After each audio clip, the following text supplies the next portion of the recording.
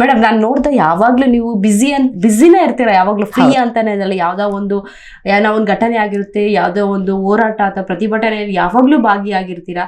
So ಇಷ್ಟೊಂದು ಶಕ್ತಿ ಎಲ್ಲಿಂದ ಅನ್ನುವಂಥದ್ದು ನಿಮ್ಗೆ? ನನ್ನ ತಂದೆ ಕೊಟ್ಟಿದ್ದದು. ಅಪ್ಪ ಒಂದು ಹೇಳ್ತಾ ಇದ್ರು, ಸತ್ಯವೇ ಒಂದು ದಾರಿನಲ್ಲಿ ನಡ್ಕೊಂಡು ಹೋಗ್ಬೇಕು, ನಿನ್ನ ಮನೆ ಹತ್ರ ಯಾರೇ ಬಂದ್ರು ನೀನು ಪ್ರೀತಿಯಿಂದ ಅತಿಥಿ ಸತ್ಕಾರ ಮಾಡು ಅನ್ನೋದು, ಅದನ್ನು ಹೇಳ್ಕೊಡು. ಸತ್ಯವೇ ನಿತ್ಯ, ಧರ್ಮವೇ ಜಯ ಅನ್ನೋದು ಒಂದು ಆ ಪಾಠ ಆಗಿತ್ತು. ಆಮೇಲೆ ಆ ಹೋರಾಟದ ಹಾದಿಗಳು ಏನಿತ್ತಲ್ವಾ, ಅನ್ಯಾಯಗಳು ಕಂಡಾಗ ಅದನ್ನು ನಾನು ಕ್ವಶನ್ ಮಾಡಬೇಕು ಅನ್ನೋದು ನನಗೆ ಅನ್ನಿಸ್ತಿತ್ತು.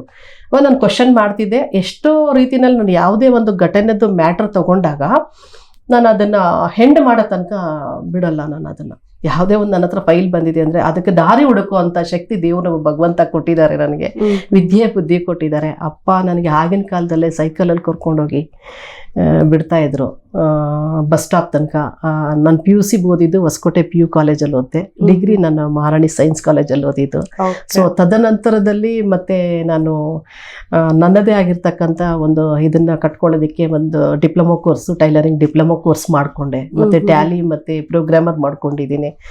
ಆಮೇಲೆ ಅದು ಅಲ್ಲದೆ ಬೇರೆ ಬೇರೆ ರೀತಿಯಲ್ಲಿ ಸ್ವಲ್ಪ ದೇವದಾಸಿ ಪದ್ಧತಿ ಕ್ಯಾಂಪ್ಗಳಲ್ಲೆಲ್ಲ ವರ್ಕ್ ಮಾಡಿ ಅಲ್ಲಿನ ಜನರ ಪರಿಸ್ಥಿತಿಗಳೆಲ್ಲ ನೋಡಿ ನಾನು ಸಮಾಜಕ್ಕೆ ಯಾಕೆ ನಾನು ಈ ರೀತಿನಲ್ಲಿ ಸೇವೆ ಮಾಡಬಾರ್ದು ಅನ್ನೋದು.